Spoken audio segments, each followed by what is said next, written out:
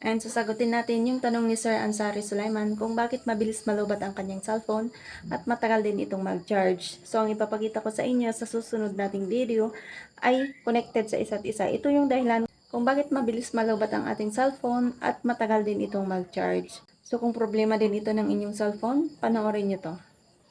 Open lang natin ang settings ng ating mga cellphone and then scroll up natin. Tap natin itong apps.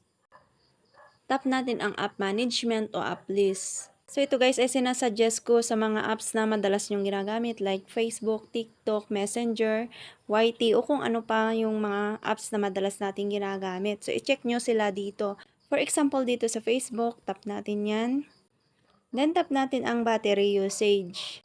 Then dito sa allow background activity, kailangan naka-turn off ito. So kapag nakakulay gray siya, naka-turn off na po yan. So back po natin.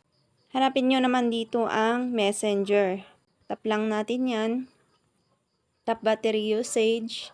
Then, turn off din itong allow background activity.